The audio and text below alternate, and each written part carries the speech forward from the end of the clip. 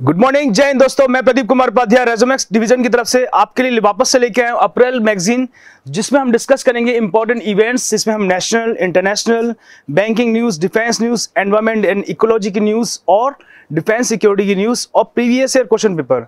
इसके साथ ही हमने इसमें ऐड किया है कवर पेज, कवर स्टोरी और स्पेशल कवरेज में हम एक इंपॉर्टेंट पर्सनैलिटीज के लेते हैं और इंपॉर्टेंट जो इश्यूज चल रहे हैं उसके बारे में प्रॉपर तरीके से डिस्कस करते हैं। तो आप देख सकते हैं हमारे सामने एक कवर पेज है। तो मैगजीन अंक 22 हमारा अप्रैल का है और ये हमारा जो थीम है इस टाइम पे हमने जो इसमें मेन कंटेंट लिए जो आपके एग्जाम ओरिएंटेड हैं, चाहे आप यूपीएससी की तैयारी कर रहे हैं, बीपीएससी की और यूपीपीसीएस की, एमपीएससी की, तो सारे स्टेट एग्जाम्स में और साथ के साथ में रेलवे, बैंकिंग और रेलवे में आपके लिए बहुत हेल्पफुल रहेगा। तो ये आप जरूर इस मैगजीन को पढ़िए। तो हमने वाटर फॉर पीस जो भी रिसेंटली में वर्ल्ड वाटर डे सेलिब्रेट हुआ था उसके बारे में हमने जिक्र किया है। एंड हम देखेंगे हमारे जो हरित क्रांति के जनक थे जिनका नाम था डॉक्टर एम एस स्वामीनाथन, अभी रिसेंटली में उनको भारत रत्न अवार्ड मिला है और लास्ट ईयर ही उनकी डेथ हुई है। और हमने सरस्वती चंद अवार्ड है जो प्रभा वर्मा जी को मिला है। और इसके साथ ही हमने कुछ इंपॉर्टेंट आर्टिकल्स लिए हैं, जैसे सेला टनल का भी इनॉग्रेशन हुआ है, वो बीआरओ के द्वारा हुआ है, तो ये हमने इसमें लिया है। और साथ में देखिए आप इस इवेंट में क्या क्या है, व्यक्ति विशेष में हम एम एस स्वामीनाथन जी के बारे में पूरा डिस्कस करेंगे। देन हमने ऑर्गेनिक फार्मिंग की क्या इंपॉर्टेंस होती है, सिग्निफिकेंस क्या क्या होते हैं और नॉर्मल पर्सन उसको कैसे यूज करते हैं। तो इस ऑर्गेनिक फार्मिंग के बारे में आपको बहुत कुछ जानने को मिलेगा। तो इस इवेंट के अंदर हमने ये सब चीजें कवर करी हैं। अगला देखेंगे हम एक्सरसाइज टाइगर ट्रियम्फ 2024, जो डिफेंस एंड सिक्योरिटी से रिलेटेड एक इवेंट है, वो हमने इसमें कवर करी है। और हमने रिसेंटली में जो आपके एग्जाम ओरिएंटेड की बात करें हम, तो हमने previous year question paper SSC JE का जूनियर इंजीनियर का इलेक्ट्रिकल का लिया 2023 में, जो रिसेंटली लास्ट ईयर हुआ था। तो वो बहुत इंपॉर्टेंट पेपर है, आप उसको देखिएगा। तो इससे क्या होगा कि आप इस मैगजीन में पर्टिकुलरली इतनी सारी चीजें बाइंड अप करके हमने डाली बहुत मेहनत से हमारी पूरी टीम ने। और इसमें हमारी टीम में हमारे गिरधर सर और हमारे देवेश सर और हमारी एडिटर की पूरी टीम है। उन्होंने जैसे धर्मेंद्र सर और अजहर सर, इनके सबके और हमारे जिनके कमल सर के मार्गदर्शन में हमने पूरी सारी चीज़ें करी हैं। तो मैं आपसे बेटा यही कहना चाहूँगा कि इस मैगजीन को आप ऑल ओवर इंडिया में कहीं भी रह रहे हैं, आप इसको परचेस कर सकते हैं बाई पोस्ट, नॉर्मल पोस्ट और स्पीड पोस्ट के थ्रू।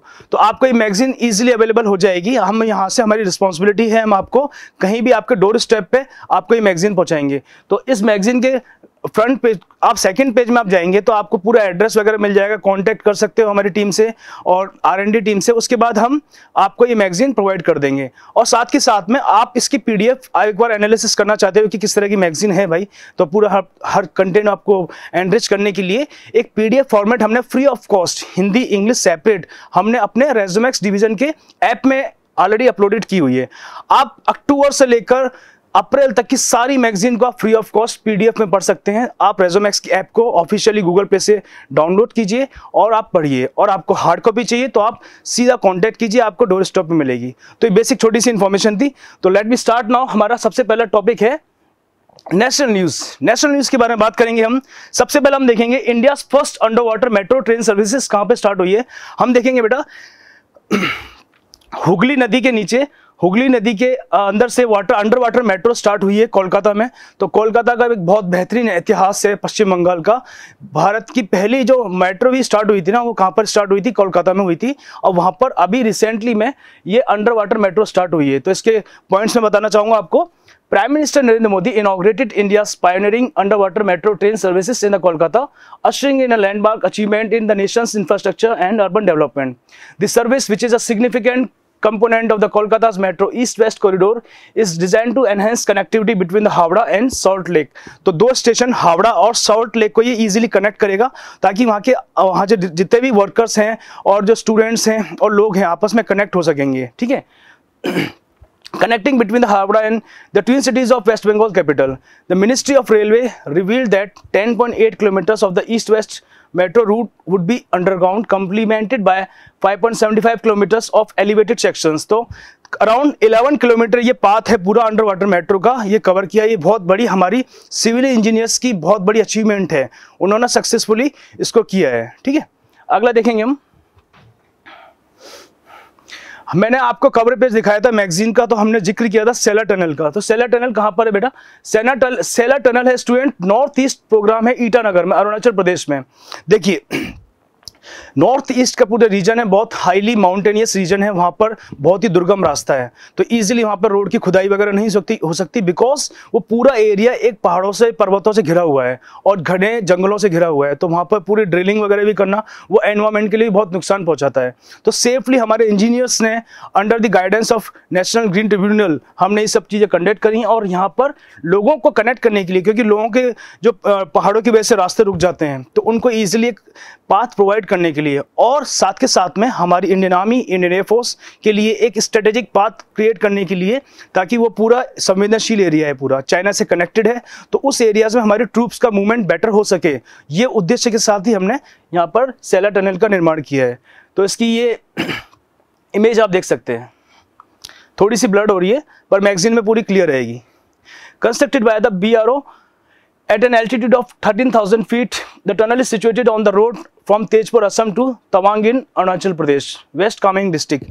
मीन्स कि असम से लेकर ये अरुणाचल प्रदेश तक ये इस सेलर टनल को बनाया गया है। और किसके द्वारा बनाया गया है? Border road organisation. वो किसके अंडर में आता है? मिनिस्ट्री ऑफ डिफेंस के अंडर में आता है। नेक्स्ट न्यूज देखेंगे हम, इंटरनेशनल न्यूज की बात करेंगे मैं।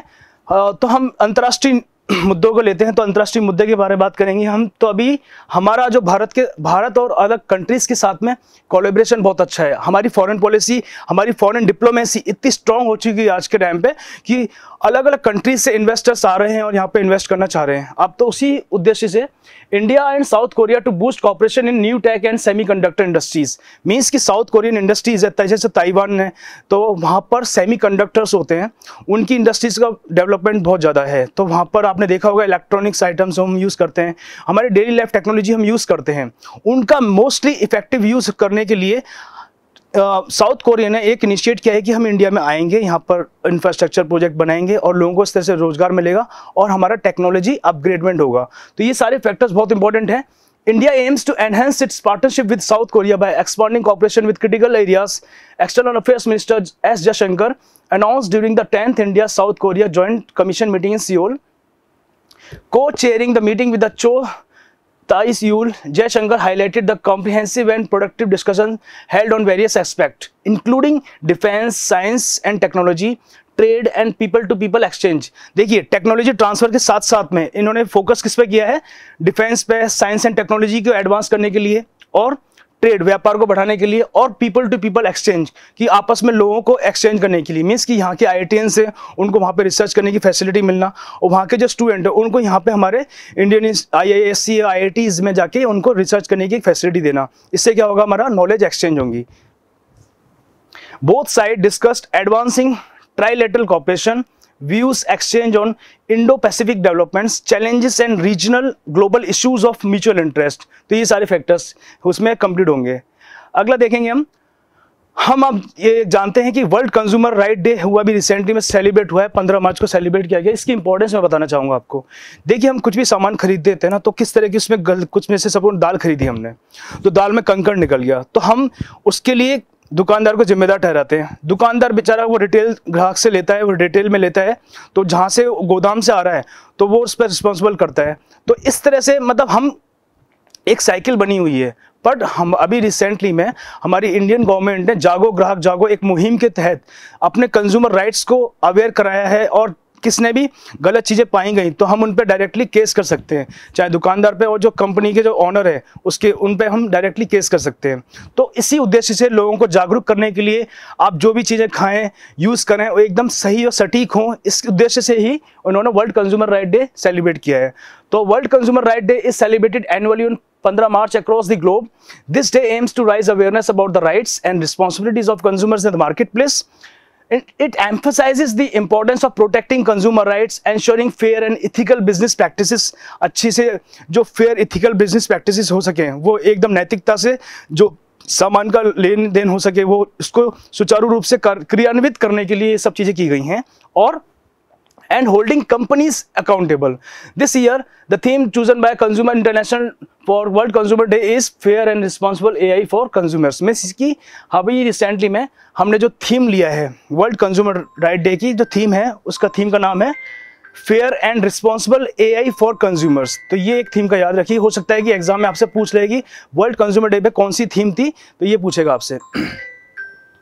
अगला देखेंगे हम फाइनेंशियल न्यूज की बात करेंगे हम, तो MV Rao elected as a new chairman of India's bank association. तो बैंकिंग का बहुत बेहतरीन न्यूज है। अभी एसबीआई के पीओ आईबीपीएस के एग्जाम्स होंगे, तो उसमें ये एग्जाम में डायरेक्टली क्वेश्चन पूछ सकता है कि अभी एमवी राव को चेयरमैन बनाया गया है इंडियन बैंक्स एसोसिएशन के। तो ये इनके एक अपॉइंटमेंट है, तो ये बेटा आप याद रखिएगा। नेक्स्ट न्यूज लेंगे हम, global trade overview 2023 and 2024 outlook UNCTAD report. UNCTAD ने रिसेंटली में एक रिपोर्ट पब्लिश करी है, ग्लोबल ट्रेड अपडेट। जितना भी अंकटाड का मैं बताता हूं आपको उद्देश्य क्या होता है। इससे पहले अंकटाड गेट में था, GATT means general agreement on trade and commerce.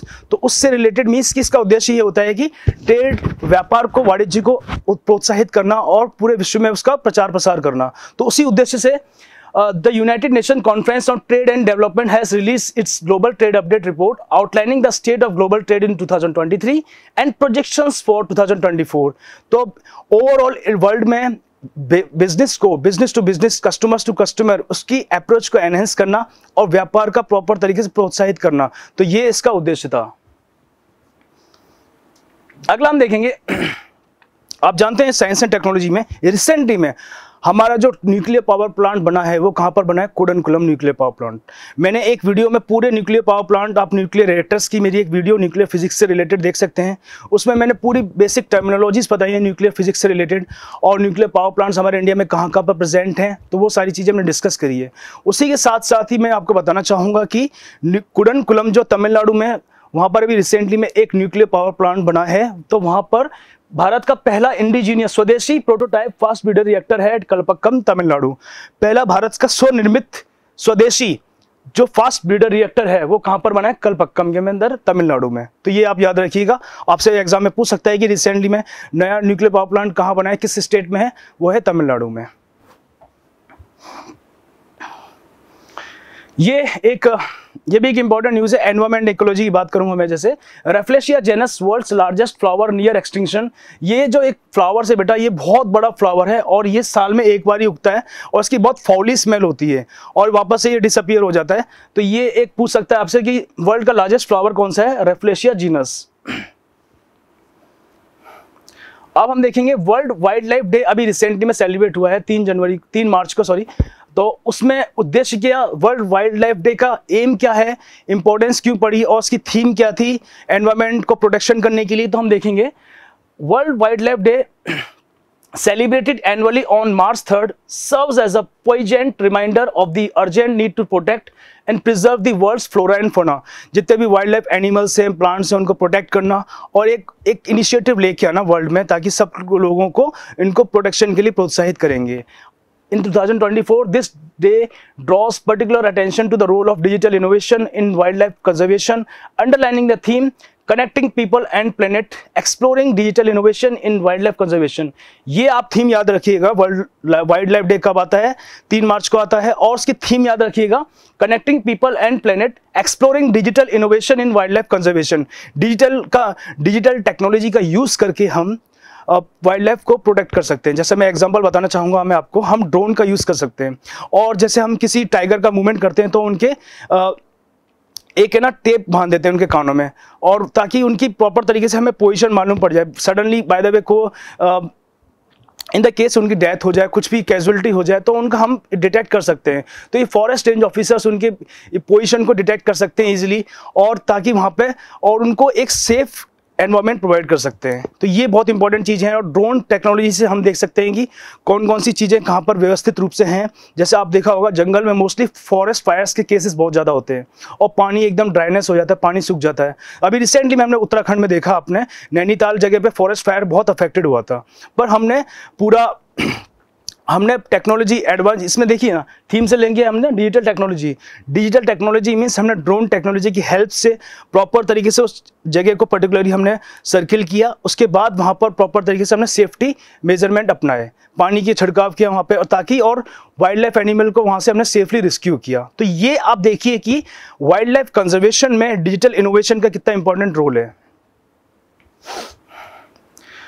उसी तरह से मैंने आपको इसका अपनी मैगजीन का कवर पेज बताया था, वर्ल्ड वाटर डे कब बनाया जाता है 2024, तो recognise the importance of fresh water, क्योंकि आप जानते हैं कि पूरे वर्ल्ड में अराउंड 2% ही जो फ्रेश वाटर है, बाकी सैलाइन वाटर है, पूरा ओशियनिक वाटर है। तो हम जो रिमेनिंग जो वाटर है उसको प्रोटेक्ट करना है, हमारे ग्राउंड जो लेवल ग्राउंड वाटर है उसको रिचार्ज करके हम अपना ऑप्टिमम यूज कर सकते हैं। तो ये इसकी इंपॉर्टेंस है। तो आपसे पूछेगा कि इसकी थीम क्या है। वाटर फॉर पीस, मतलब जल शांति के लिए इसकी थीम है वर्ल्ड वाटर डे की। और ये इसका एडिशन था बेटा, जो UN's world water development report which explore this theme will be release today. तो ये इसको UN world water development report ने इसको पब्लिश किया था। ये भी पूछ सकता है आपसे। अगला हम कुछ स्टेट्स की न्यूज़ लेंगे, राज्यों में क्या क्या हुए, कौन कौन से महत्वपूर्ण न्यूज़ हैं जो आपके एग्जाम हो सकते हैं, जैसे यूपीपीसीएस का हो गया, एमपीपीसीएस का, आरएएस का हो गया। तो स्टेट ओरिएंटेड जितने भी एग्जाम्स हैं, मैं साउथ की बात भी कर रहा हूँ, महाराष्ट्र में एमपीएससी की बात करूँ, कर्नाटक की केपीएससी की बात करूँ, तो उसमें स्टेट ओरिएंटेड हमारा एक सेक्शन होता है जो आपको किसी भी इंडिया की मैगजीन में नहीं देखने को मिलेगा। हमने स्टेट न्यूज़ में पर्टिकुलरली, जैसे नॉर्थ रीजन में कौन सी न्यूज़ है, सेंट्रल न्यूज़ में कौन कौन सी न्यूज़ है, सदर्न रीजन में कौन कौन सी न्यूज़ है, नॉर्थ ईस्ट रीजन में कौन कौन सी न्यूज़ है, वेस्टर्न रीजन में कौन कौन सी न्यूज़ है, तो ये सारे जोन्स हमने डाल के पर्टिकुलरली इसमें इंपॉर्टेंट न्यूज़ को पुट अप किया है। तो ये बहुत बेहतरीन मैगजीन है, आप मेरे मानने पे इसको मैगजीन को पढ़िए, एक बार परचेस करके देखिए। आप पीडीएफ पढ़ के देखेंगे तब आप खुद ही एहसास होगा कि कितनी बहुत बेहतरीन न्यूज़ है ये हमारी। तो सबसे पहले देखेंगे स्टेट न्यूज़ में हम, महाराष्ट्र रीनेम्स अहमदनगर इन अहिल्यानगर।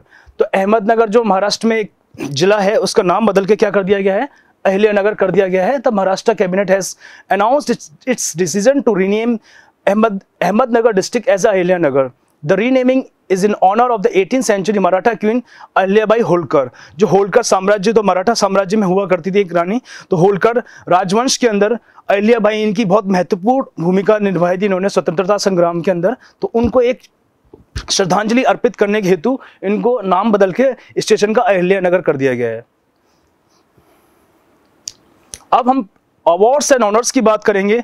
तो रिसेंटली मैं बताना चाहेंगे आपको, Swati Nayak from Orissa to receive 2023 Norman Borlaug field award. Norman Borlaug field award इससे कृषि, इस मैगजीन में बेसिकली पूरा ऑर्गेनिक फार्मिंग, उसमें एमएस स्वामीनाथन जी के बारे में, और स्वाति नायक जिनको नॉर्मन बोरलॉग अवार्ड मिला है। नॉर्मन बोरलॉग एक साइंटिस्ट थे, उन्होंने अच्छी जो स्पीशीज होती हैं, किसकी, व्हीट की, राइस की, उनको उगाया था भारत में, और उसकी वजह से हमारा कल्टीवेशन, हमारा जो व्हीट और राइस कल्टीवेशन हुआ था वो राइज अप हुआ था। तो इसी तरह से ये एक साइंटिस्ट हैं स्वाति नायक, इनको ये इनका अवार्ड प्रोवाइड किया गया है। तो ये एग्जाम में पूछ सकता है कि आपसे 2023 का नॉर्मन बोरलॉग अवार्ड किसको दिया है, स्वाति नायक, और he hails from Orissa state.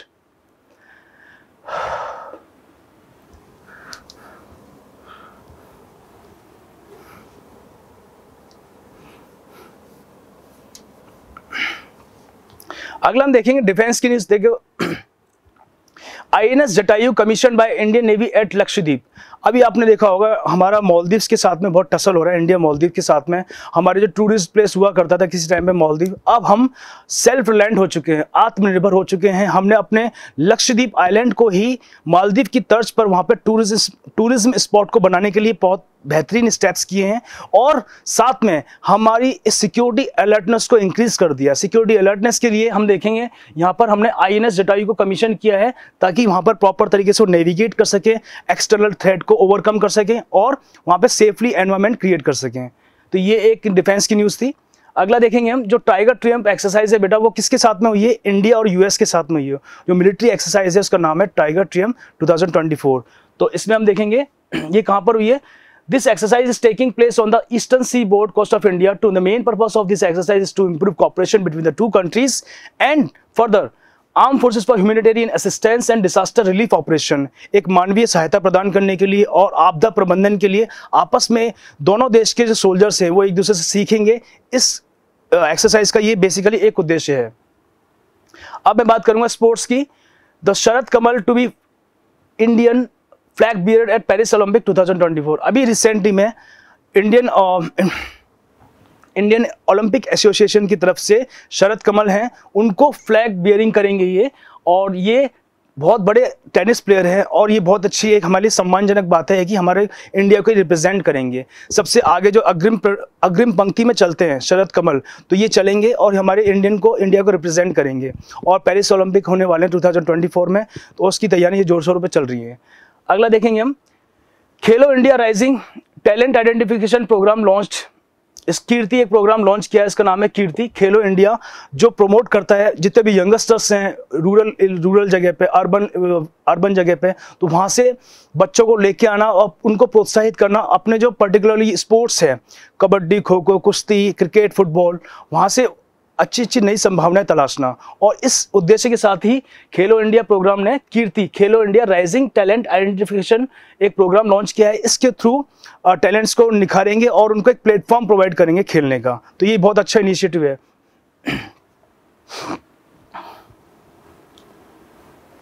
देखेंगे अपना नेक्स्ट न्यूज देखेंगे, ऑनर्स एंड अवार्ड्स के बारे में बात करेंगे हम। प्रभा वर्मा गेट्स 33rd सरस्वती सम्मान फॉर रुद्र शतविकान। तो इनकी एक रचना है, उन मलयालम के बहुत अच्छे साहित्यकार हैं, इन्होंने अपनी रचना करी है। इन्होंने लिखा है प्रभा वर्मा, तो इनको 33वां सरस्वती सम्मान मिला है और इन्होंने रुद्र शतविकान में इनका एक जो कृति है इनको मिला है। तो ये बहुत अच्छा ऑनर है इनके लिए। तो ये एक ऑनर में आपसे क्वेश्चन पूछ सकता है। और हमारे जो प्राइम मिनिस्टर नरेंद्र मोदी है, उनको भूटान का एक फेमस ऑनर है, इसका नाम है order of the Druk Gyalpo award, जो उनको प्रोवाइड किया गया है। ये कुछ इंपॉर्टेंट न्यूज़ थी। अपॉइंटमेंट में मैं देखूंगा, जैसे मैं आपको बताना चाहूंगा कि सुधा मूर्ति हैं जो टीसीएस के फाउंडर हैं, सत्य मूर्ति उनकी वाइफ है प्रभा मूर्ति जी, तो इनको अभी राज्यसभा में मनोनीत किया गया है। मैं आपको राज्यसभा के बारे में कुछ बताना चाहूंगा कि 12 सदस्यों को कला विज्ञान क्षेत्र से जो होते हैं उनको बहुत उत्कृष्ट कार्यों के लिए जो उनका योगदान होता है, तो उनके एक राज्यसभा में सहभागिता प्रदान करने के लिए एक मौका दिया जाता है। उसी तरह से जैसे मैं एग्जांपल बताना चाहूँगा, रेखा जी हमारी, जया बच्चन जी हैं, सचिन तेंदुलकर जी हैं, तो ये कुछ एमिनेंट पर्सनैलिटीज़ हैं जो राज्यसभा के किसी हिस्से रह चुके हैं और अभी भी हैं। और साथ ही साथ में सुधा मूर्ति जी को भी नॉमिनेट किया गया, मनोनीत किया गया राज्यसभा के सदस्य के लिए। और देखेंगे next, IPS officer Daljit Singh Chaudhary NSG new director general. जो दलजीत सिंह चौधरी हैं, नेशनल सिक्योरिटी गार्ड्स के नए चीफ बनाए गए हैं। तो ये इनकी बहुत बेहतरीन अचीवमेंट है। दलजीत सिंह चौधरी जी के बारे में बताना चाहूँगा, 1990 बैच के आईपीएस ऑफिसर हैं ये, और इनको डायरेक्टर डीजी बनाया गया है नेशनल सिक्योरिटी गार्ड का, marking a significant development in India security apparatus. Chaudhary, currently serving as the DG of Sashastra Seema Bal, will now shoulder the additional responsibility by leading the NSG, commonly referred as the Black Cats. NSG को हम Black Cats बोलते हैं, आप जानते ही हैं। 26/11 का जब attack हुआ था तो हमारे उस टाइम पे NSG ने बहुत महत्वपूर्ण भूमिका निभाई थी। उसी के साथ में आपको बताना चाहेंगे, आपको हमारे मेजर उन्नी कृष्णन शर्मा सर हैं, उनके शहीद हुए थे उस टाइम पे, और उनकी एक रिसेंटली मूवी भी आई है मेजर, उन्होंने पूरा दिखाया है 26/11 अटैक का। तो उसमें उन्होंने बहुत अग्रिम अपने देश के लिए उन्होंने प्राण न्यौछावर कर दिए। तो ये बहुत एक एमिनेंट डिफेंस फोर्स है हमारी, जिसमें आर्मी से भी जाते हैं और पैरामिलिट्री फोर्सेस से भी इसमें सेलेक्ट होते हैं एनएसजी, और जो बेस्ट कमांडोज जो ट्रेनिंग करते हैं वो एनएसजी का पार्ट होते हैं। और टेररिस्ट ऑपरेशन में और सेफ्टी ऑपरेशन में इनका यूज़ किया जाता है सडनली, जैसे 26/11 अटैक में किया था। तो ये कुछ बेहतरीन न्यूज़ थी, मैंने आपसे शेयर करी। तो कैसा लगा आपको सेशन? आई होप दैट आप सबको अच्छा लगा होगा। तो बेटा मेरी एक बात माने बस ये कि आप जो भी चीज़ें कंटिन्यू कीजिए, मैं आपके लिए इतनी मेहनत कर रहा हूँ, हमारी पूरी टीम मेहनत कर रही है। साथ के साथ आप इस मैगजीन को देखिए, और इसकी परचेस करने की पूरी इन्फॉर्मेशन आपको बता रखिए। कॉन्टैक्ट नंबर है पीडीएफ में, आप डायरेक्टली रेज़्यूमेस की ऑफिशियल वेबसाइट पे कांटेक्ट कर से आपको ये कहीं भी आप इसको परचेस कर सकते हैं और अपने डोर स्टॉप पे ले सकते हैं, ठीक है। और साथ में इस तरह से पढ़ते रहो, मस्त रहो, ठीक है। और भी कुछ सुझाव होंगे आपके तो हम कमेंट सेक्शन में जरूर लिखिएगा, ठीक है दोस्तों। चलते हैं फिर, जय हिंद।